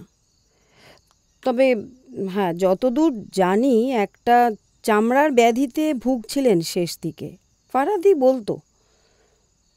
তারপর হঠাৎ ভেদ বমি, তারপরে মৃত্যু। ওই উমিয়ামরদের পাশের মনস্ট্রির জমিতেই ওনাকে দফন করা হয়। অর্ককে আপনার ভাই তৌসিফ বলেছে আপনার ইমেলটা নাকি হ্যাক হয়ে গেছে, এ কথা সত্যি? রুকসানা বিবি মাথা নাড়িয়ে জানায় সে কথা সত্যি। কে বা কারা আপনাকে ইমেলে হুমকি দিত বলতে পারবেন? দেখুন, সঠিক তো জানি না। আসলে জাপানি হরফে লেখা থাকতো, আর আমি তো জাপানি পড়তে জানি না। তাহলে ধরে নিচ্ছেন কেন ওগুলো হুমকি চিঠি ছিল? ওই অনুমান, হ্যাঁ মানে অনুমান করেই বলছি। আর তারপরেই তো ওই ইমেলটা হ্যাক হয়ে গেল। সব চিঠির শেষে লেখা থাকতো কিকেন। তৌসিফ গুগল দেখে বলল ওই কিকেন কথাটার অর্থ হচ্ছে সাবধান। বেশ, আমি তথাগত অধিকারীর সঙ্গে কথা বলছি, লালবাজার পুলিশ ও সাইবার সেল থেকে আপনাদের অ্যাকাউন্ট পুনরুদ্ধারের চেষ্টা করবে। আরেকটা কথা, আপনি বিশ্বরূপ গোস্বামী নামে কাউকে চেনেন? না তো, কেন? না, ফারহাদ ওনার সঙ্গে কথা বলতো খুব শেষ দিকে, তাই ভাবলাম হয়তো কোনো পাওনাদার। আচ্ছা, আজ তাহলে চলি, দরকার পড়লে আবার আসব। দরজা অবধি এগিয়ে দিতে দিতে রুকসানা বিবি বলল, তৌসিফ নিশ্চয়ই আপনাদের পারিশ্রমিকের কথাটা বলেছে। কিন্তু আমি যে পারিশ্রমিক চাই তা কি আপনি দিতে পারবেন ম্যাডাম? আমার আনন্দ গবেষণায়, মনোগবেষণা, স্তর অন্তঃস্তর। সেসব কথা এখন থাক, বরং আপনিও সব নিয়ে ভাববেন না। অ্যাপার্টমেন্ট থেকে বেরিয়ে নিচে লবিতে ফারহাদের গাড়ির পাশে ফুল গাছগুলো অন্যমনস্কভাবে দেখছিল আশুদা। আমি বললাম, কি বুঝলে? বুঝলাম রুকসানা বিবির মেইলটা আমাদের খুলতেই হবে। আর আর ফারহাদ সব কথা রুকসানাকে বলতো না। বিয়ের 4 বছর পরেও দুজনের ভিতরে কথোপকথনের বিস্তর ব্যবধান ছিল। আর আর আর মেইন গেটের বাইরে দাঁড়িয়ে থাকা কালো স্করপিওটা আমাদের ফলো করছে।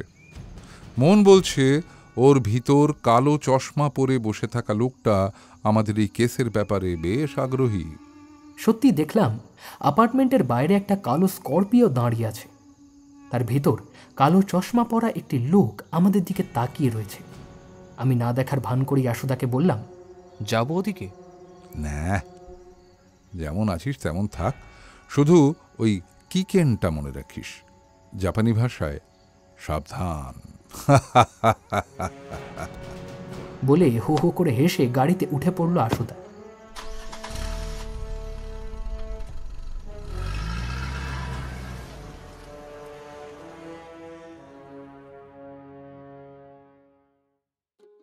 ছোট্ট ছেলে রকু চান আপন মনে নরকের ভেতর দিয়ে হেঁটে চলেছে।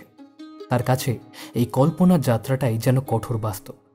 তার সামনে মদ্যপায়ী যুবক যুবতী তাদের প্রিয় বদল করছে। বৃদ্ধ ব্যক্তিটি নিজের ভাগ্নিকে ধর্ষণ করছে, খাবারে মিশে যাচ্ছে বিষ। তবু সে অবিকল হেঁটে চলেছে। তার কাছে ঘরের দরজাই হলো গৃহের প্রাণ প্রতীক। কুরোসাওয়া রকু চ্যানকে 1970 সালে তৈরি করেন। 50 বছর অতিক্রান্ত হবার পরেও যখন ক্রমশ আমি এই ফারহাদের জীবনে প্রবেশ করছিলাম, মনে হচ্ছিল আমরা সবাই এক একজন রকু চ্যান।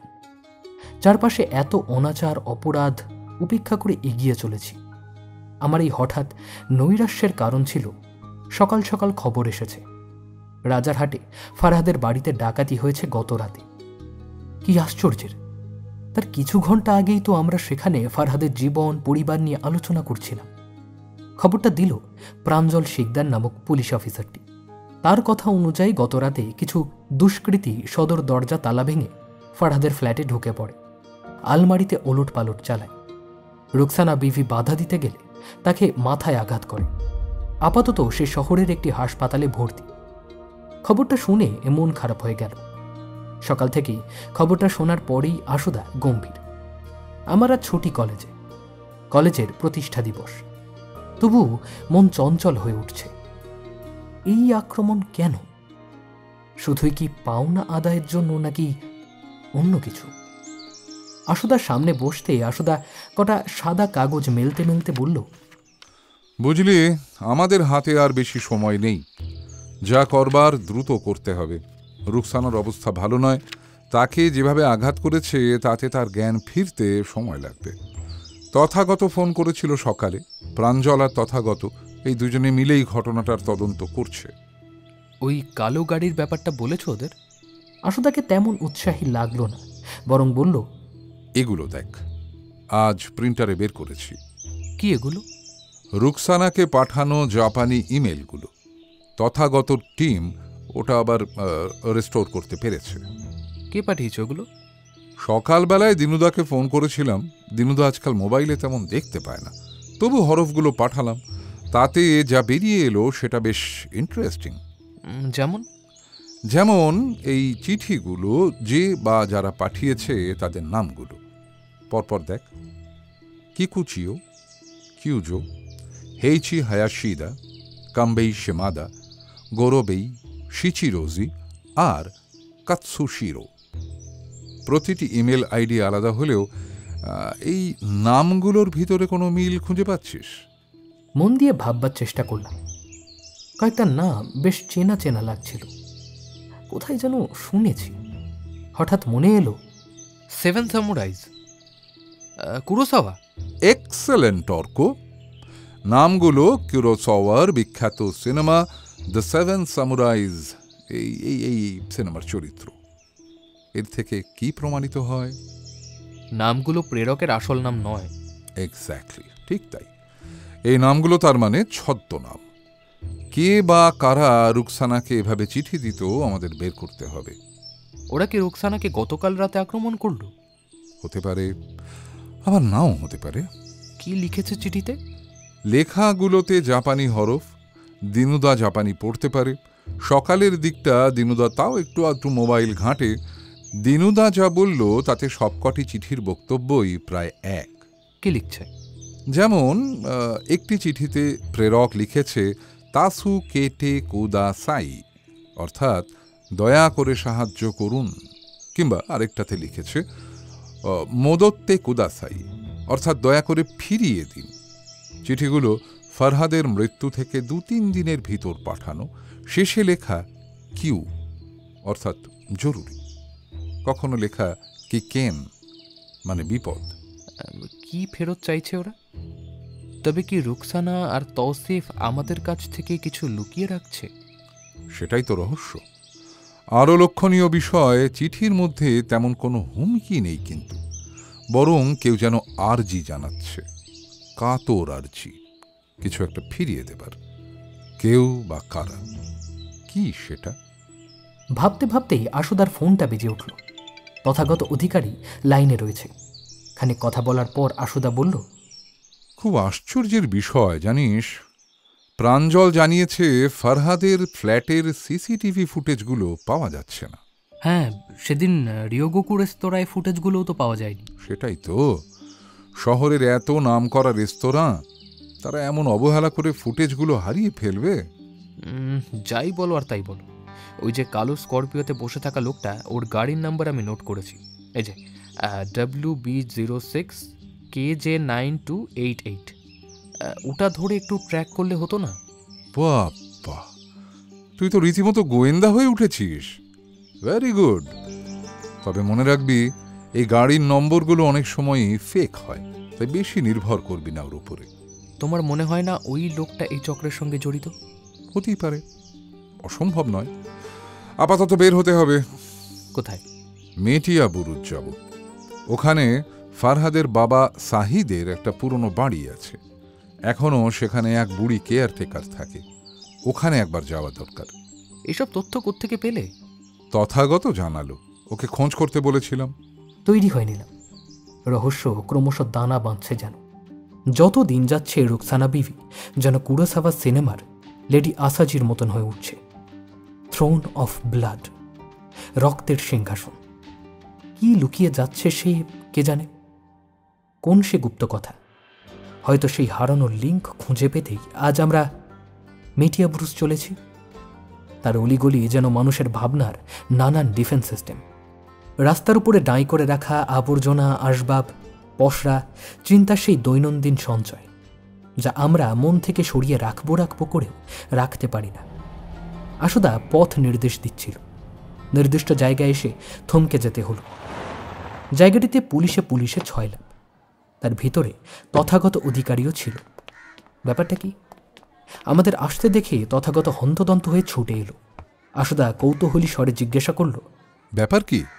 মার্ডার। ভিতরে চলুন, সব বলছি। ক্রাইম সিনে চলাচল করার অভিজ্ঞতা আমার আছে। এই সব চলাচলের বেশ কিছু নিয়ম কানুন থাকে। যেমন চট করে কোনো কিছু স্পর্শ করা যায় না। ফরেন্সিক স্যাম্পল তুলে তবেই ঘোরাফেরা করা যায়, না হলে হাতের আঙুলের ছাপ নষ্ট হয়ে যাবার সম্ভাবনা থাকে। তথাগত যা বলল তাতে ঘটনাটা আজ সকালেই তারা জানতে পেরেছে। পাড়ার কিছু লোক নিত্য ফরহাদের পুরনো পৈতৃক বাড়িতে এসেছিল স্থানীয় অনুষ্ঠানের চাঁদা তুলতে। দরজা নেড়ে তারা বেশ কিছুক্ষণ অপেক্ষা করে। তারপর তারা ফিরেই যাচ্ছিল। হঠাৎ তাদের একজন লক্ষ্য করে ঘরের ভিতর থেকে গোঙানির আওয়াজ ভেসে আসছে। দরজা ভাঙতে বাধ্য হয় তারা। ভিতরে ঢুকে দেখা যায় এই বাড়ির কেয়ারটেকার বৃদ্ধা তহমিনা ছুরিকাহত হয়ে মেঝেতে লুটিয়ে পড়েছেন। তখনও পিঠের উপরে ছুরিটি গাঁথা। সঙ্গে সঙ্গে হাসপাতালে নিয়ে যাওয়া হয় তাকে। তবে শেষ রক্ষা হয়নি। ঠিক যেখানে তহমিনার দেহ পড়েছিল সেখানটা পুলিশ সাদা চক দিয়ে আলাদা করে রেখেছে। উপর করে সেভাবে পড়ে থাকলে আততায়ী পিছনে সিঁড়ি দিয়ে নেমে এসেছিল অনুমান করা যায়। ফরেন্সিক এসেছিল তথাগত? হ্যাঁ স্যার, ওরা নমুনা নিয়ে গেছে আর প্রাঞ্জলকে হাসপাতালে পাঠিয়েছি। ও দেহটা মর্গে নিয়ে যাচ্ছে। আমরা একবার যেতে চাই সেখানে, অবশ্য তোমাদের যদি কোনো আপত্তি না থাকে। আর মারণাস্ত্রটা পেয়েছো? না, প্রাঞ্জল বলল যখন সে দেহটা হাসপাতাল থেকে হ্যান্ড ওভার নিয়েছে তখন তার সিজার লিস্টে কোনো অস্ত্র ছিল না। বেশ, একবার উপরে যাওয়া যাক। পড়ন্ত বাড়ির উপরে উঠে এলাম আমরা। এই আকস্মিকতা অনভিপ্রেত ছিল। যে মানুষের সঙ্গে কথোপকথনের জন্য বের হয়েছিলাম সকালে, সেই মানুষটি এখন মর্গে, অতীত। দোতলা একটি বড় বসবার ঘর, ওপাশে একটি ছোট্ট শোবার ঘর। বসার ঘরে আসবাব বলতে একটি আরামকেদারা ভাঙা টেবিল, জং ধরা গ্রামোফোন।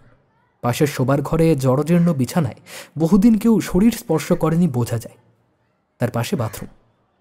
পুরনো দিনের বাড়ি এখনকার ফ্ল্যাট সংস্কৃতির বাড়ির মতন মাথা নিচু করতে জানত না। ঘরের ছাদের উচ্চতা 14-15 ফিট ছুঁই ছুঁই। বাথরুমে প্রায় 10 ফিট উপরে একটা কাঁচের জানলা। জানলার কবাট নেই, গড়াদো নেই। আশুদা তার ঠিক নিচে মেঝেতে নজর দিয়ে বলল, তথাগত, এই ঘরের উপরে কি আছে? সম্ভবত ছাদ। বেশ, আততায়ী চতুর। এই জানলা দিয়েই সম্ভবত সে বাড়িতে ঢুকেছে, কিন্তু লাফ দিয়ে ঢুকে নিজের পায়ের ছাপ ঢেকে দিয়েছে জলের কল খুলে। বেশ বেশ, চলো ছাদে। বাড়ির ছাদটি মেটিয়া বুরুজের নবাবী আমলের অনেক বাড়ির ছাদের মতোই। চারপাশে বাড়ির ভিড়, একে অপরের ভিতর গ্যাপ মেরে কেটে 3 ফুট। পাশের বাড়িটি একটি খুব বেশি লোক চলাচল না করা, প্রায় বন্ধ হয়ে যাওয়া একটি শপিং কমপ্লেক্স। পাশের বাড়ির ছাদে উঠে সেখান থেকে ঝাঁপ মেরে এই বাড়িতে এসে পাইপ বেয়ে ঘরে ঢুকে পড়ার সম্ভাবনাই প্রবল। তথাগত, বুঝলাম, কিন্তু 10 ফিট উচ্চতা থেকে লাফিয়ে নিঃশব্দে নাবার ক্ষমতা সকলের থাকে না। সেটা তুমি ঠিকই বলেছ। চলো একবার মর্গ ঘুরে আসি। দোতলায় নেমে এসে বসার ঘরে টাঙিয়ে রাখা মাকড়সা ঝুল আর ধুলো ভরা একটি ফ্রেম বাঁধানো ছবির সামনে দাঁড়িয়ে পড়ল আশুদা। বেশ খানিকক্ষণ সেই দিকে তাকিয়ে আশুদা তথাগতকে বলল, এই ফটোটা আমি একবার দেখতে চাই। ফটোটি একটি ফ্যামিলি ফটো, সম্ভবত ফরহাদের পরিবারের। আশুদা রুমাল দিয়ে ছবিটি মুছে দেখতে দেখতে বলল, তথাগত, এই ছবিটা আমি সঙ্গে রাখছি, আমার তদন্তের কাজে আসবে। তোমার আপত্তি নেই তো? তথাগত মাথা নেড়ে না বলল। আমরা মেটিয়া বুরুজের বাড়িটির থেকে বেরিয়ে এলাম। মমিনপুরে অনেকদিন পর আবার এলাম। সেই কুসুম কুমারী তদন্তের পর আর তেমন এই চত্বরে আসা হয়নি আমার। মমিনপুরের ফরেন্সিক ডাক্তার সোহিনী তালুকদার আমার অনেক জুনিয়র, আমাকে চেনেন। আমাদের সঙ্গে সহযোগিতা করলেন বেশ। ভিতরে তহমিনার দেহটা শুইয়ে রাখা ছিল। আশুদা সোহিনী আর আমাকে বলল, তোমাদের বিভাগ, তোমরা বলো কি জানতে পেরেছ? অত্যন্ত ধারালো কোনো ছুরি একটি বাড়ি প্রবেশ করেছে তহমিনার দেহে। সে প্রবেশ অব্যর্থ। ছুরিটি তহমিনার মেরুদণ্ড ঘেঁষে স্ক্যাপুলার পাশ দিয়ে ঢুকে গেছে হৃৎপিণ্ডে। মারণ আঘাত। হ্যাঁ, মৃত্যু অবধারিত। শরীরের আর কোথাও কোনো আঘাতের চিহ্ন নেই। বেশ, চলো ফিরি এইবার। ঘরে ফিরতে ফিরতে আশুদাকে কোনো কথা বলতে দেখলাম না, শুধুই ঘুরিয়ে ফিরিয়ে ছবিটা দেখছিল আপন মনে। ঘরে গিয়ে কোনো কথা বলল না, সোজা বসার ঘরে ল্যাপটপ খুলে নিজের মনে কি খুটখুট করতে থাকলো। আমিও নিজের ঘরে চলে এলাম। একদিকে মুরাসাকির গেঞ্জি, অন্যদিকে কুরাসাওয়ার সামুরাই, তারই মাঝে পরপর দুটো মারণঘাতী হামলা। কে জানে কোন দিকে এগোচ্ছে এই রহস্য। বিকেলের দিকে আশুদা ডেকে পাঠালো বসবার ঘরে। গিয়ে দেখলাম রবীন্দ্র সরোবরের মুক্ত সবুজের দিকে এক মনে তাকিয়ে রয়েছে আশুদা। সালটা 2001 হবে। টোকিও থেকে নতুন দিল্লিগামী একটি বিমান তিব্বত আর নেপালের সীমানায় ক্র্যাশ করে। কেউই জীবিত নেই অনুমান করা যায়। মৃতদের তালিকা আমি দেখেছি, সেখানে সাদেক আলম আর শর্মিষ্ঠা পারভিন আলমের নাম আছে। আর জুবিন? নিখোঁজের তালিকায় পেলাম না জানিস। প্লেনের আরোহক 177 জনকেই সংবাদপত্রে মৃত ঘোষণা করা হয়েছিল, তার ভিতর 30 জনের বডি পাওয়া যায়নি। অমন একটা জায়গায় প্লেন ক্র্যাশ হলে জীবিত থাকা সম্ভব নাকি? অসম্ভব বলে কিছু হয় না রে। ফ্লাইটের সিটিং অ্যারেঞ্জমেন্ট আমি বের করেছি বিশেষ সূত্র ধরে। এ বিষয়ে সর্বানন্দ খুব হেল্প করলো। সর্বানন্দ ঝা ফোন করেছিলেন? কেমন আছেন তিনি? ভালো, আপাতত ঢোকালামে। কেন জানালো না, সিক্রেট মিশন। তবে বলল শিগগিরই আসছে কলকাতায়। তা কি দেখলে সেটিং অ্যারেঞ্জমেন্ট? ময়না তদন্তের সময় তাহমিনার কপালে শুকিয়ে যাওয়া কাটা দাগটা লক্ষ্য করেছিলি? ওটা তো পুরনো। দুস ড্যাম ইট অর্ক, কতবার বলেছি ব্যবচ্ছেদ কর। তুই শুধুই একজন ময়না তদন্ত ডাক্তার নোস, তুই একজন সত্য সন্ধানী। তোর চোখ আর কান খোলা রাখতে হবে। বল, ওই ক্ষতটা কত পুরনো হতে পারে? বছর 20-22 তো বটেই। কেন? প্লেনে সাদেক আলমের পাশে যে মানুষটি বসেছিল তার নাম তাহমিনা। এই তহমিনা? জানা নেই। খাতায় কলমে এই তহমিনা আর সেই তহমিনা এক নয়। বিমান দুর্ঘটনায় কেউ জীবিত ছিল না বলেই সংবাদপত্র জানিয়েছে, কিন্তু মন বলছে এই সংবাদ সবটুকু সত্যি বলেনি। তাহলে কি তুমি বলতে চাইছো কোনো কিছুই অসম্ভব নয় অর্ক, মনে রাখবি সব সময়। চল, মাথাটা খুলতে রঘুদার চা খেয়ে আসি বিবেকানন্দ পার্কে। অগত্যা বেরিয়ে পড়লাম। ভিতর ভিতর দূর দূর করে উঠল এটা ভেবে যে যদি আশুদার অনুমান সত্যি হয়, তাহলে এমন এক ভয়ানক দুর্ঘটনা থেকে তহমিনা বাঁচল কি করে। সত্যি বিস্ময়কর।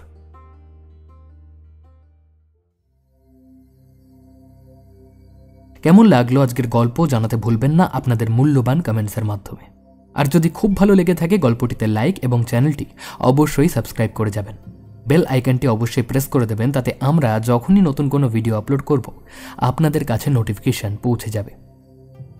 আজকের গল্পে যারা অভিনয় করেছেন তাদের ডিটেলস পেয়ে যাবেন ডেসক্রিপশন বক্সে। তবে ফিরছি গল্পের দ্বিতীয় তথা অন্তিম পর্ব নিয়ে খুব তাড়াতাড়ি। ততক্ষণ সঙ্গে থাকুন, শুনতে থাকুন রাজদেবী 2.0।